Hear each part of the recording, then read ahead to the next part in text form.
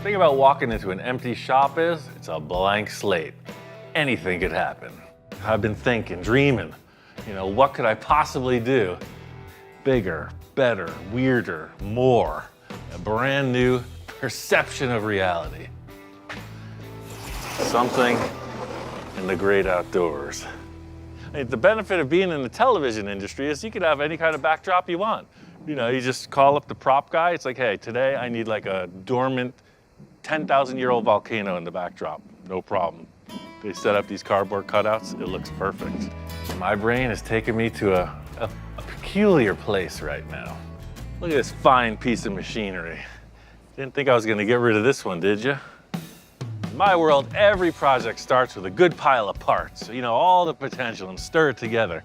My envisioning process has led me to the conclusion that these tires are the appropriate tires for the project. You know what I mean?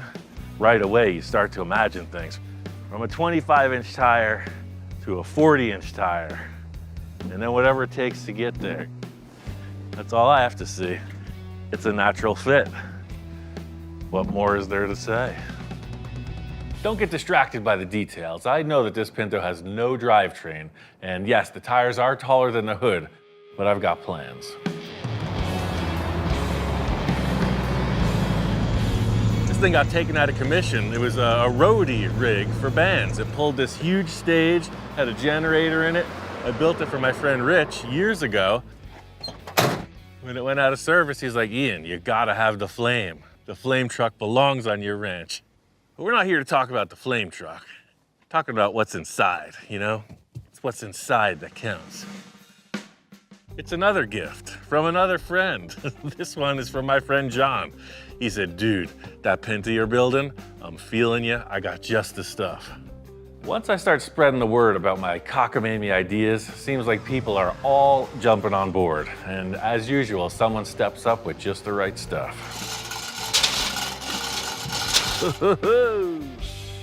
Right here is another example of good used trash. It's a 77 Dodge Ram chassis, full-time four-wheel drive. It's got a skyjacker suspension lift. It's got these cool shocks.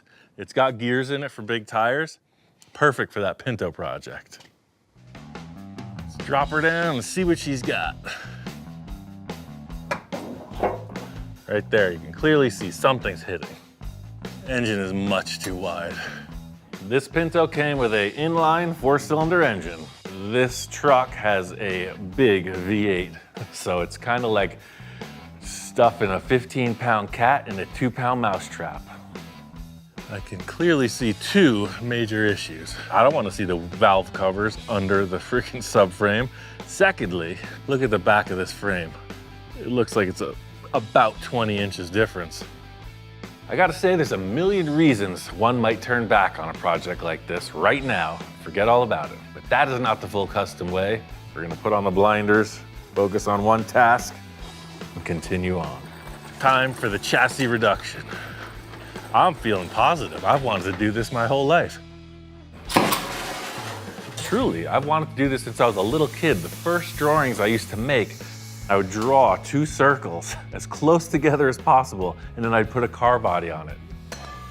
That is clearly, the lightning in the bottle moment. So when you're a kid and something thrills you, that's real. Sort of trap that, save it, and then express it. That's where the magic happens. I've never done a 4-wheel drive before. This is my first 4x4. I can't wait to make a complete mockery of the whole scene and have a blast doing it. So what I want to do is I want to set up 2 rails across the top here. So I'm going to temporarily weld it in up here, and it'll clamp here. So when I open this 20-inch section up, this comes forward and I can build the new chassis underneath. There is a madness to this method, I gotta tell you. So I have my reference point, end point, end point. So now I have to take this out, put it back on the rail. We can roll this puppy straight ahead until it hits the point of reference.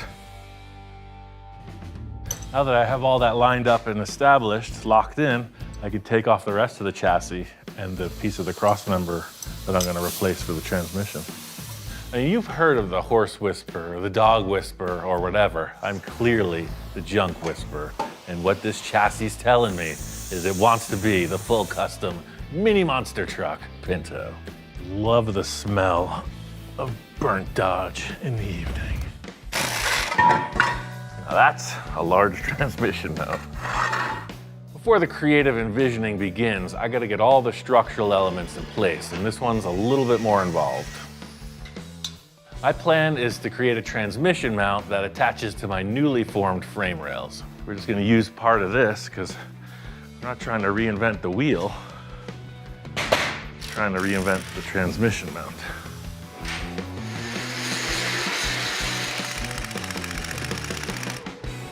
And have I mentioned that this is the first four-wheel drive vehicle I've ever fabricated on? You learn something new every day. Drive shaft comes out both ends.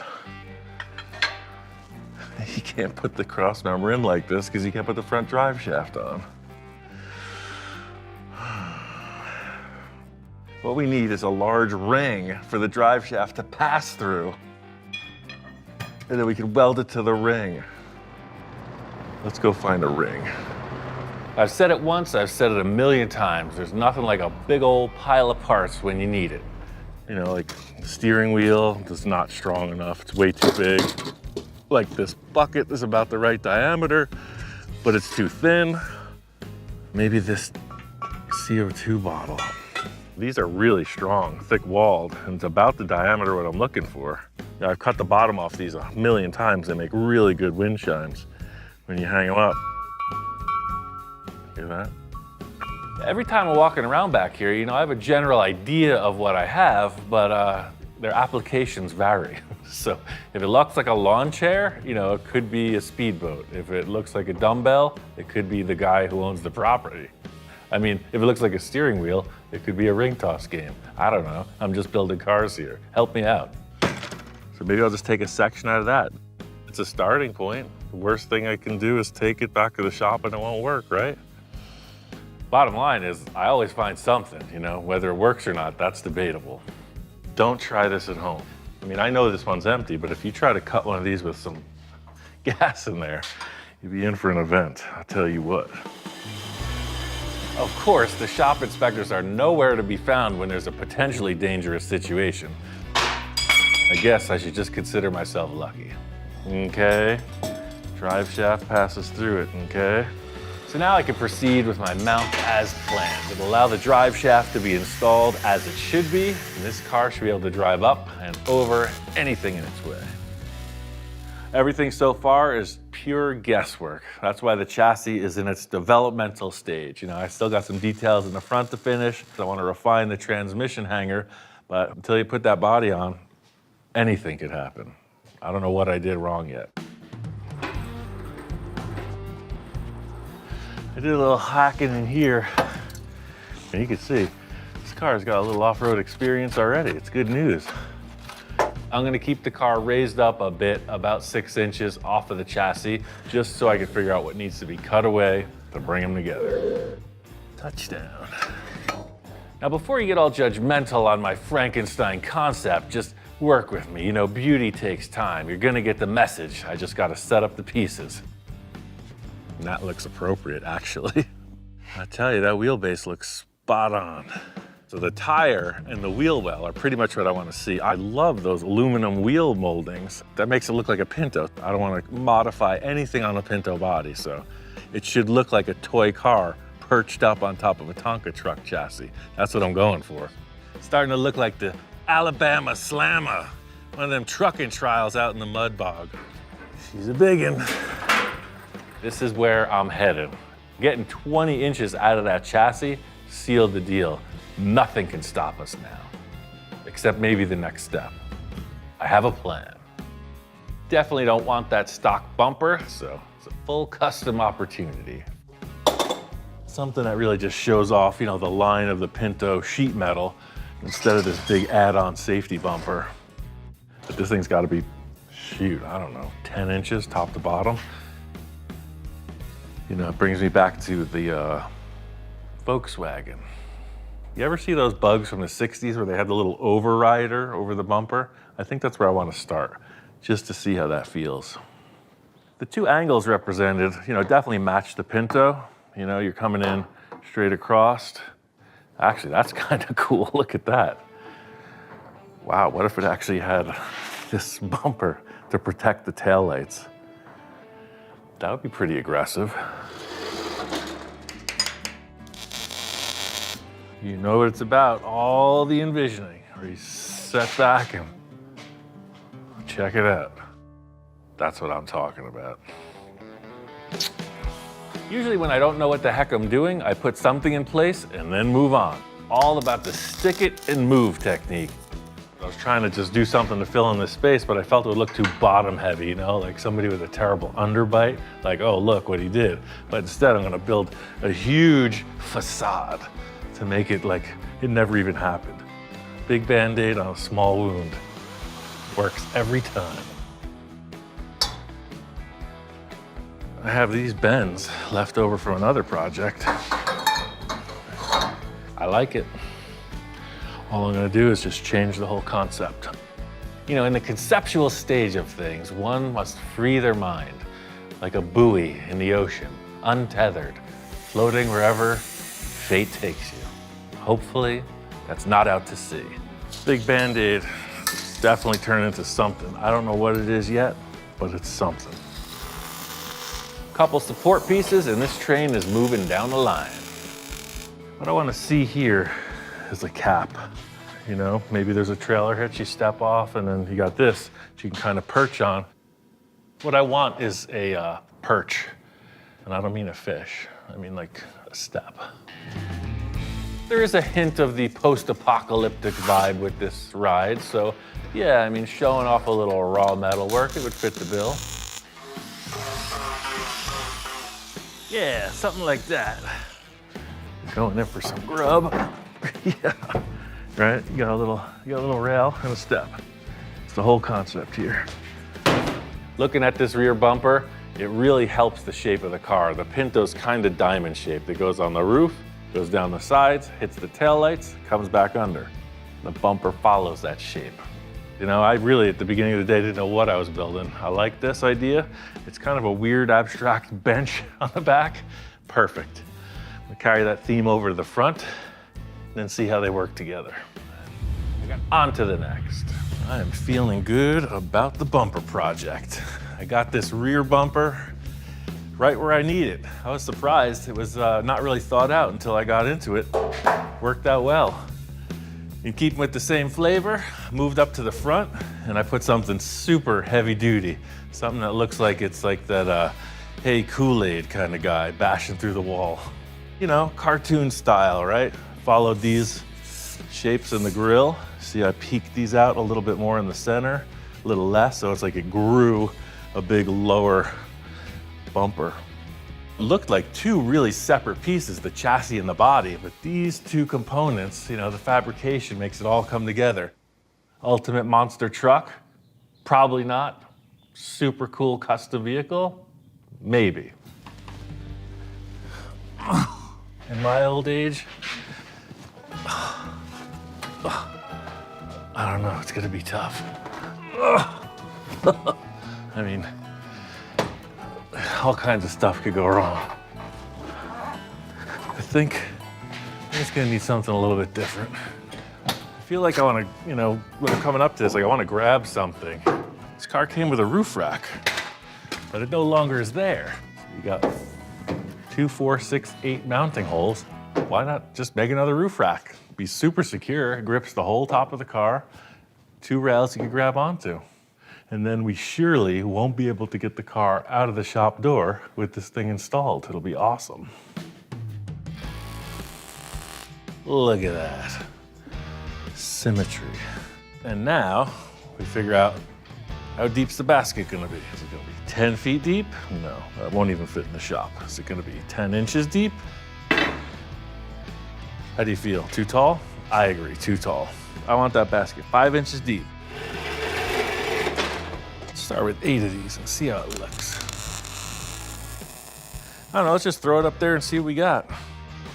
Like a wise man once said, be prepared, right? So the roof rack is a standard issue on so many off-road vehicles.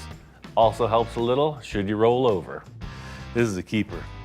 All I can say is it fits the bill. Everything on this accessory-wise is round tube. This is a smaller diameter than the heavy bumpers. It looks perfect up there. I have yet to hear the engine run, so if you know my track record, you know that there could be trouble ahead. It's great to have Dave here. He's well-versed with these old Dodges, and he swears we can get it to run. You gotta choose your battles. You know, I wage my war with the envisioning process. The mechanics are very, pretty much as long as it has a go pedal and a stop pedal, that's as deep as I'm into it. Engines are my thing. I mean, that's the coolest thing about finding people who like the mechanical aspect of it, because they get into that, right? Troubleshoot this, address it, you know, I can dig it. I don't know if this is gonna stay here permanently, you know, in ratchet straps, but it's a start. We got carburation. Woohoo! We got starting. This is when it always gets exciting. Fire extinguishers right there. Hoping for the best, but always preparing for the worst. It's gonna start. That's what the guy said the last time he parked it. I'm not one to immediately whip out the camera, but I'm also never gonna miss the opportunity for some high drama. All right, don't be nervous, it's all you. All eyes on you, Dave. You know, I'm usually the one with the camera pointed at me when something could go wrong. What? I was just giving him some sass, you know, tension's high. Nothing like just stirring the pot a little.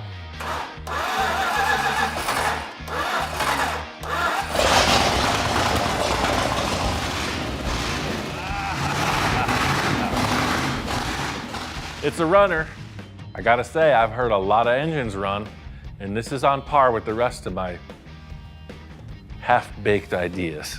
Is it gonna win some races? Probably not. Is it gonna overheat? Maybe. Is it gonna keep running? We hope so. This is my favorite part of the project, when it really starts to get weird.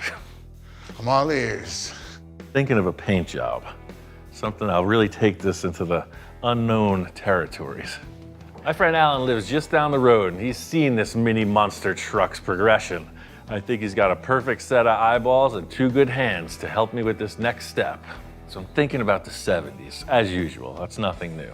If you were to draw some lines on this car, you're thinking outlaw stuff, you're thinking race car stuff, you're thinking the general vibe of the 70s. I mean, what would you want to do paint-wise on this? Definitely need some flavor in there. Yeah, it looks like Grandma's grocery getter, right? Oh, yeah. Now I want something that really pops. What colors are you thinking? See that sign on the wall? Come in for a cool treat, right? Represents the color wheel pretty good. So It really does. those are the options we're dealing with. Something that really stands out. It's a bit of color theory, if you will. Any kind of commercial, in-your-face signage will have contrasting colors. And that's one to grow on. It's really hard to mess with old original stuff, you know? This has been aging gracefully since 1977, and here we are wanting to apply something new to it and make it match. You know, I thought that maybe not using a gloss auto paint would help us kind of blend the two. I'm thinking about all these candies and all these paints, and I want him to order for me, and then I get here and he gives me 3 rattle cans, and he's like, here you go, man, go for it. And I'm like, where are we going with this? Let's see what it does. Hit it. And we're off. We're in a frenzy of tape and masking. It's kind of like when you gotta hit it, you gotta hit it, and that's where we're at right now. The only trick that I have is keep looking at what he's doing and try to keep up. I just want to see what this looks like. Could be cool, could be a creamsicle, I don't know. Ooh, look at these lines. That's pretty cool. It's a good contrast, that's what I was hoping for. That really changed it. Makes it look sporty. It gives it that big boy, tough boy look. Now that we took the blue tape off, it's like it's missing something. You know, the blue color really added to that. You know, imagine like a border, right? All of a sudden, it's starting to look like that ambulance in the Cannonball Run. And I think if we did a decent sized blue line on the bottom and then at the top, pinstripe it with 2 little blue lines. Oh, now you're getting even fancier. I like that. I like fancy a little bit. This is a pretty simple layout too. Imagine those lowrider paint jobs where you have all of this negative represented in various colors. Sometimes this is white and sometimes it's orange. And sometimes the green is orange and sometimes the blue is orange, but also the blue could be white depending on where it is. You lost me and all that. Yeah. Names are hard to come by, you know? When you find one that sticks, it's really gratifying. Well, there was a great mystery since I got this Pinto. On the back panel there, it said P71. And I'm thinking, I gotta find out. So sure enough, I put it on Google. What does P71 stand for? And it says P71 is a prefix in the Crown Victoria police car VIN code. Why is it on a Pinto? I don't know. My wife, Jamie, she said, it's the Pinterceptor, that's why. Hats off, milady, you win. The Pinterceptor. Perfect. While we're waiting for the Masked Monsters paint to dry, I'm going to engage Alan's other talents, some of the metal forming skills. One of the things this vehicle is lacking is a dashboard, and I got an idea to handle that situation. I've been saving this piece of sheet metal for whatever reason, because look, it was laying outside under the gutter, and it made this perfect like splash drip pattern from all the rain we've been having. What I'm learning every day is be surprised. If this went on the driver's side of the dash, you'd have this kind of weird rusty patinaed orange effect on the dashboard, right? That's right, almost looks like a rusted sun. Yeah, right. It's just keeping with the au naturel theme, you know? Dashboard, smorgasbord. He's got this build in his head. He wants to build this awesome car. I know it's gonna be great at the end, so I'm never worried or never scared. And we do whatever it takes to make it that way. And then it's gonna go down where this thing fits on. And then it's gonna hem edge under to give it some strength. Style I'm going for with the dashboard on this is minimalist. I got an old piece of sheet metal and some kind of piece from an old pickup truck. Might as well just make something handmade. He's trying to prove that you can work with, you know, things that are affordable to anybody and make something great and fun. That's what I think separates him from a lot of builders, you know what I mean? Is that he doesn't think he knows it all, he just loves doing it. He loves that everybody else loves doing it. Sweet, look at that. Does that look like a dashboard to you? Looks like a dashboard to me. Oh yeah. All right, let's mark it at 55. Yeah, right to the edge of that block. Woo, look at that thing there. I think we're ready for the door test, man. All right, here we go. Yeah, see how it works right here? Wow, look at that. What are you gonna do about this windshield? As is, baby, bullet holes. It was out in the wasteland, it met up with some rogue travelers, popped a few rounds at it. The Pinterceptor is bound to have bullet holes. You know it. This thing looks like it's been through some action. Once the gauges arrive, I'll install them, wire it up, and this dash will be a dashing example of instrument readout. I gotta say, dashboards are fun, but the idea of what's lurking beneath this paint mask, I'm ready. I was born You ready? I was born ready too. I was ready before the paint even dried. Hey, me too. Let's see what it looks like. You know, unmasking a car is kind of like the great trek up the mountains in the fog. You never know really where you're heading. Are you at the apex or are you just at the beginning of another climb? Oh man, look at that top line, dude. Yeah. I gotta say, man, I think your double line's a winner. In the moment, the pressure does come to me a little bit nerve-wracking because we're working with rattle cans. Good work doesn't just happen, you gotta make it happen. Yeah, these colors are, it's looking kind of like the orange dreamsicle. We just wanted to make a nice simple graphic and it puts a nice flow right through the car. Simple, effective. Way cool. I needed this paint job nailed. I got a couple things to detail and this is ready to rock. I can hear the great beyond beckoning. Our first desert Pinto cruise is just around the corner. No, I can't wait. I cannot wait. This mini monster truck is ready to rock. Time to show Alan what I've been up to. Wow, holy for holy, man. No, wow, well, look at it. Look at the size of these tires. Yeah, it's a giant toy truck, right? Alan's really been an asset in all these projects lately, and this one was the same deal. You wouldn't expect to see 40-inch tires fit a Pinto, but there you go, it works, right? And look good. Yeah. Wow, just wow. It's taller than I am. Takes the economy car to the next level. I'm very satisfied with the look of this. It's exactly the cartoon proportions I was looking for. It's like something you'd see in a comic strip. It's the Pinterceptor. It's the Pinterceptor. It's got the lights, it's got the authority. This is the regulator of the Wild West.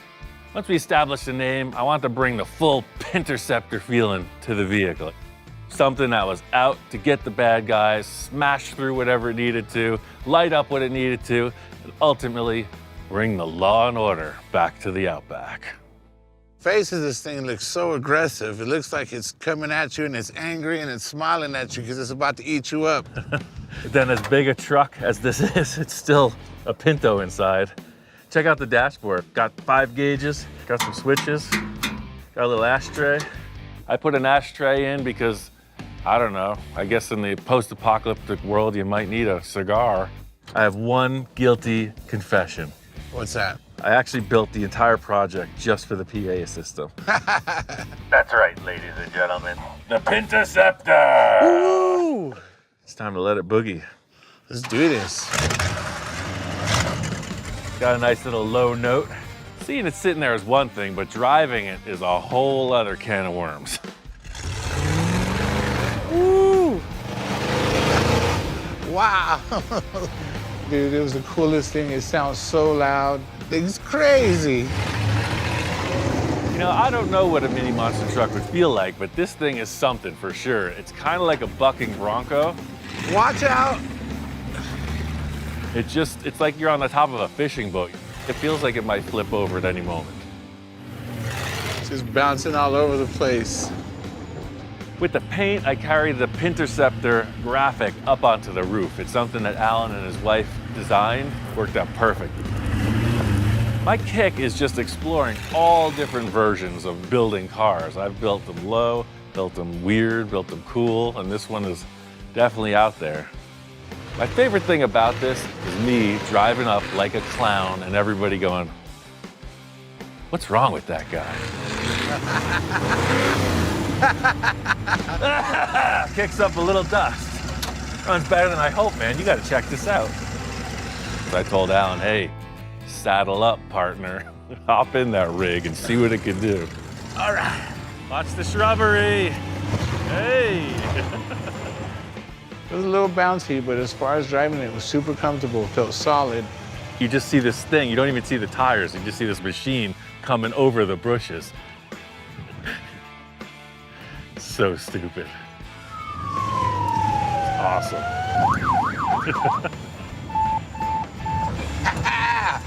Woo!